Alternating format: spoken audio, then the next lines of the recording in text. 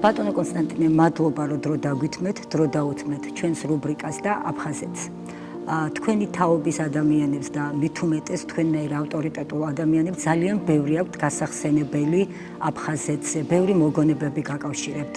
როგორია თქვენი აფხაზეთი, რა კავშირები გაქვთ, რა კავშირები გქონდათ, როგორ გაიხსენებთ იმ ჟამინდელ ქართულ-აფხაზურ ურთიერთობებს? როდესაც არ არსებობდა ხელოვნური, ესე ვთქვათ, საზღვრები, გულისხმობ ბორდერს, რომელიც არის თვითნებურად და ხელოვნურად შექმნილი და გამაგრებულია უცხო ქვეყნის, ესე ვთქვათ, შეერაღებული ძალით, მიმოსვლა იყო თავისუფალი, ჩვენ პრაქტიკულად ყოველ ზაფხულს ვატარებდით აფხაზეთში. ჩემს ბაბუას კონსტანტინე გამსახურდიას, ქართული ლიტერატურის კლასიკოსს, რომელმაც სხვათა შორის შექმნა პირველი ქართულ-აფხაზური რომანი. ეს არის „თვარის მოტაცება“, სადაც მან აღწერა, დამაჯერებლად აღწერა აფხაზეთი, ის ადამიანები, რომლებიც ცხოვრობდნენ იქ, რომლებიც ქმნიდნენ, ასე ვთქვათ, იმ იდილიას, რომელიც იყო იმ აფხაზეთში ქართველებს, გულისხმობ ისეთ ჯგუფებს, ქართველების ისეთ სუბეთნიკურ ჯგუფებს, როგორიც არიან მეგრელები, სვანები, არიან აფხაზები, მათ შორის იყო აი ეს იდილია და ის განსაკუთრებული ადათები, ტრადიციები, კულტურა, რაც განაპირობებდა მშვენიერებას იქაურობის. აი, ზუსტად ამ აფხაზეთში, მართალია ის უკვე აღარ იყო შეიძლება მაშინ, საბჭოთა დროს, მაგრამ გარკვეული მშვიდობა იყო, გარკვეული ფორმით და ადამიანები არ იყვნენ ასე ერთმანეთზე, ესე ვთქვათ, წაკიდებული, რაც რასაკვირველია იმპერიას უკავშირდება და მის მეცამსახურებს, რომლებმაც ეს ადამიანები ერთმანეთთან დააპირისპირეს ეთნიკური ნიშნით, ასეთი რამ მაშინ საბჭოთა დროს არ იყო. ამიტომაც არის ის დაუვიწყარი იქაურობა, გარდა იმისა, რომ შესანიშნავი ადამიანები ცხოვრობდნენ იქ, კიდაც ქართველები, კიდაც აფხაზები და ასევე ბუნება, რომლის დავიწყებაც უბრალოდ შეუძლებელია, გულისხმობ სოხუმს, გულისხმობ კინთხს, გულისხმობ ბიჭვინთას, ბზიფის ხეობას, რიწის ტბას, იქ სადაც მე ხშირად ვიყავი ხოლმე. კონსტანტინე გამსახურდიამ 1965 წელს ააშენა სახლი, რომელსაც უწოდა ძალიან საინტერესო სახელი. ამ სახლს ეწოდებოდა აფსუა აბაა, ანუ აფხაზური სახლი. ლიძავაში. დიახ, სოფელ ლიძავაში, რომელიც იყო ფაქტიურად ბიჭვინთის გაგრძელებაზე, იქ სადაც არის ცაკტყის ზოლი, ფიჭვნარი, არჩეულებრივი ფიჭვნარია იქ. ამ სახლში ძალიან ბევრი საინტერესო სტუმარი მახსოვს, მათ შორის სხვათა შორის იყვნენ ისეთი აფხაზები, როგორიც იყო მაგალითად პროფესორი ხუხუთი ბღაჟბა, მეგობარი დიდი კონსტანტინესი და ასევე ვანო თარბა, მწერალი, რომელიც სხვათა შორის ქართულად ძალიან კარგად საუბრობდა, მაგრამ უფრო მეცაც გეტყვით, როდესაც კონსტანტინე გამსახურდია სტუმრად იმყოფებოდა ბაგრატ შინკუბასთან, სოფელ აჭანდარაში. მიხვდეთ, რომ ბაგრატ შინკუბამ იცოდა მეგრული, იგი ქართულ ენაზე ესაუბრებდა, ქართულადაც და მეგრულადაც ესაუბრებოდა კონსტანტინე გამსახურდიას. იგი არ საუბრობდა, სხვა შემთხვევებში ქართულ ენაზე იგი არ საუბრობდა, მაგრამ კონსტანტინე გამსახურდიასთან იგი ქართულად საუბრობდა და მეგრულადაც. ბაგრატ შინკუბა ეს არის დიდი აფხაზი მწერალი, რომელიც ავტორია რომანისა უკანასკნელ უბიხზე.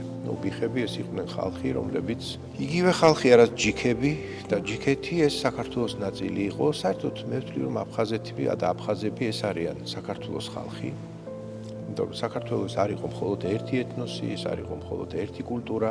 რა თქმა უნდა, ის მონათესავე კულტურებისგან და ახლო ნათესაური ვიტყოდი კულტურებისგან და ეთნოსებისგან შედგება და შედგებოდა უწინაც.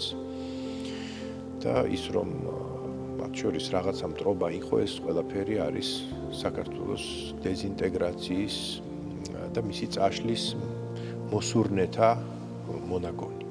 დიდებული იყო იქ გატარებული ყოველი ზაფხული, რამდენადაც იყვნენ საინტერესო ადამიანები, ჩვენს წინ იყო ესეთი, სამთავრობო აგარაკი. აფხაზეთი იყო ესეთი ადგილი, სააგარაკო ადგილი, სადაც ყველა ეს ხალხი მაშინდელი აი თქვა საინტერესო ხალხი ერთად იკრიბებოდა. მე მაგალითად მახსოვს აფხაზეთში ცნობილი გერმანელი პროფესორი ალფრედ კურელა ქართველებისთვის კარგად ცნობილი გურამ რჩეულიშვილის მოთხრობიდან ასევე ინგლისელი მწერალი ჯეიმს კოლდრიჯი ისიც ჩამოდიოდა ხოლმე იქ. არაერთი საინტერესო თქვათ მოღვაწე როგორც მაგალითად პიანისტი სტანისლავ ნეიგაუზი რუსი პიანისტი. აი ეს ყველანი მე მახსოვს იქ გაგრა იყო მართლაც ასეთი შეკრებითი ადგილი.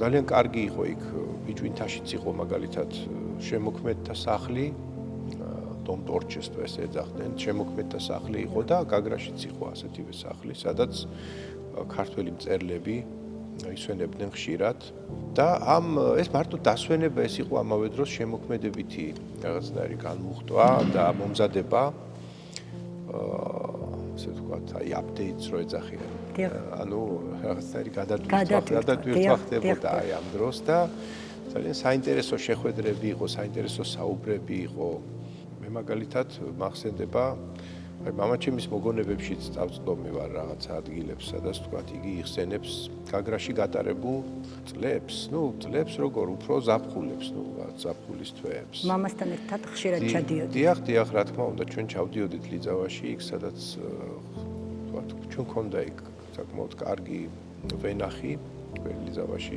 ლიძავის სახლი იყო უშუალოდ იმ ქარსაცავ ზოლთან ახლოს მის წინ იყო ტყე მართლაც არაჩვეულებრივი და ცოტა მარჯვნივ იყო უკვე სამთავრობო აგარაკი, სადაც სხვათა შორის ისვენებდა ხოლმე ნიკიტა ხრუშჩოვი.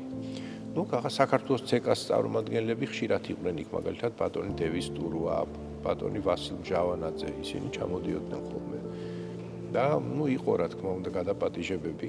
განსაკუთრებული სტუმართმოყვარეობა იყო. განსაკუთრებელია, განსაკუთრებული სტუმართმოყვარეობა იყო. ხა საკუთრივ აფხაზეთს რაც შეეხება აფხაზეთი გამორჩეული იყო ლიტერატურული ცხოვრებითაც. იქ გამოდიოდა ჟურნალი რიწა მაგალითად.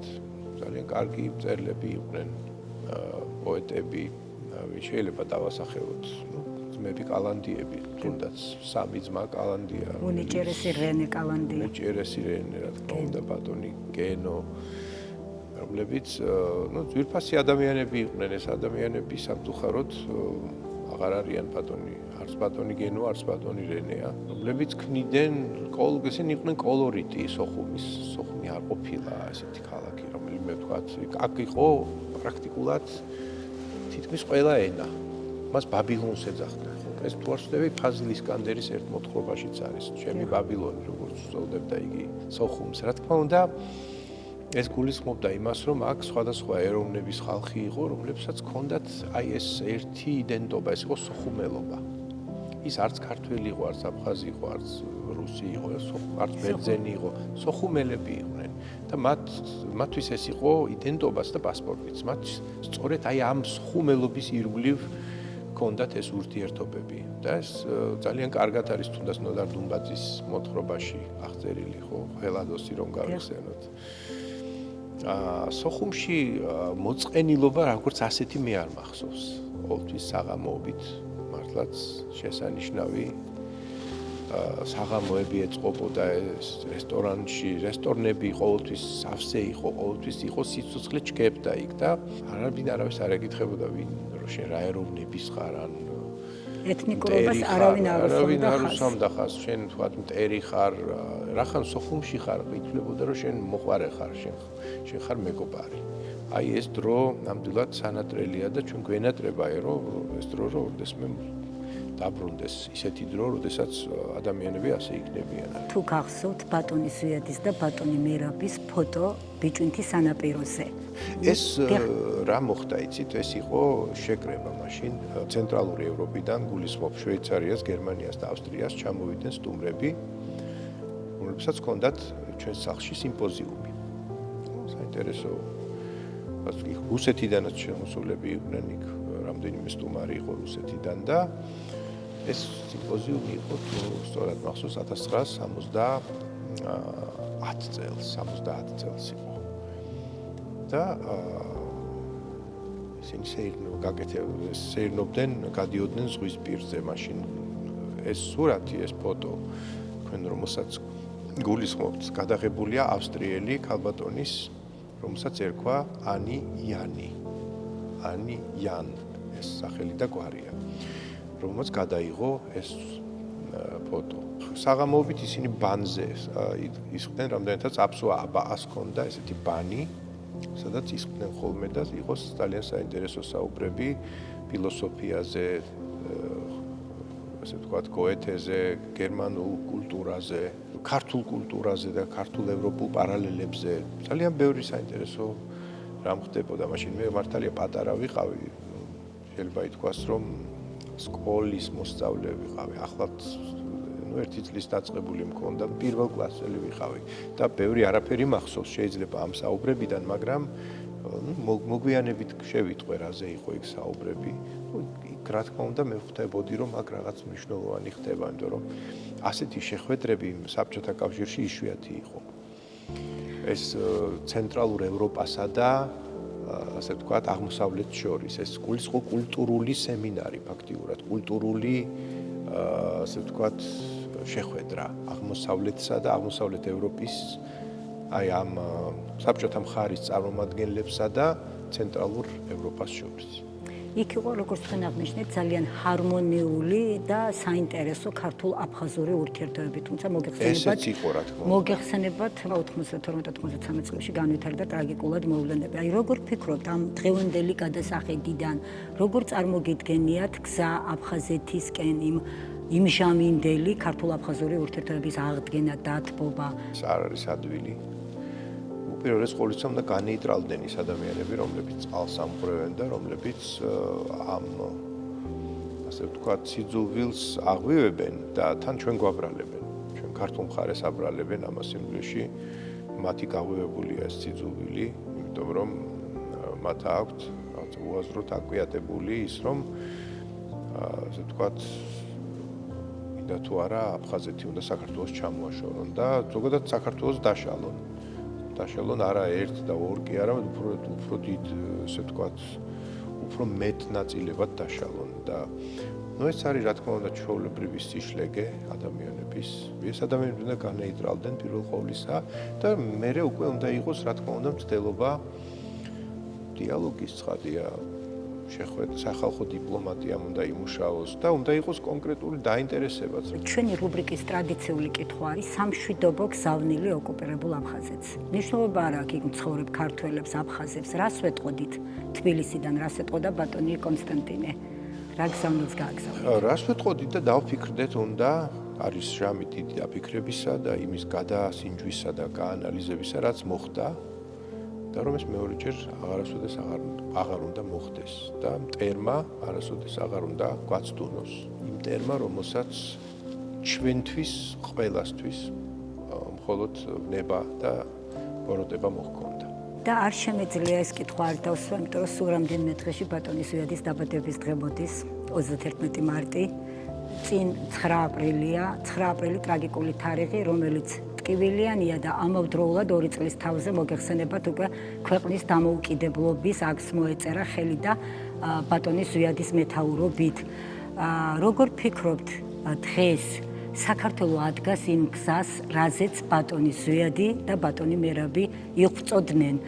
საქართველო იბრძვის და ცდილობს დღეს, რომ დაუბრუნდეს იმ გზას და მე მინდა წარმატება უსურვო ყველას. მე გულისხმობ როგორც სამთავრობო ნაწილს, ისე არა სხვა თქვათ სამთავრობოს გარეშე მყოფ ადამიანებს, რომლებიც ამ მიმართულებით გარკვეულ ძალისხმევას სწევენ. აი მე მინდა სწორედ წარმატება უსურვო, რომ ისინი დაუბრუნდნენ იმ გზას, რომელიც გაკვალეს ზვიადგამსახურდიამ და მერაბ კოსტავამ. რამე თუ აღსრულდა ნება მათი, აღსრულდა ნება ქართველი ერისა, გაუმარჯოს დამოუკიდებელ საქართველოს. ისინი ერთიან, სტაბილურ, მშვიდობიან ქვეყანაზე ოცნებობდნენ და არა დაგსაქმეს. რა საკურველია და ისინი ცდილობდნენ სწორედ რა ის წონასწორობა და ვიდრე ისინი იყვნენ ხო მერაბ კოსტავას დაღუპვამაც რა თქმა უნდა ძალიან დიდი დისონანსი შეიტანა ყველაფერში, ისინი ერთად ძლიერად იყვნენ. გარკვეული აი სერიოზული სტაბილობა იყო. ეს წონასწორობა არ დარღვეულა ყოველ შემთხვევაში. გულისხმობს საქართველოს პოლიტიკურ ძალებს, რომლებიც მეტნაკლებად მაინც ახერხებდნენ რაღაც გარკვეული იდეის გარშემო შემოკრებას. იგივე სიტყვი აფხაზეთზეც, იგივე სიტყვი სამაჩაბლოზეც. ეს ყველაფერი ალბათ ის დიდი ამოცანებია, რომელიც ჩვენმა სახელმწიფომ უნდა გადაჭრას.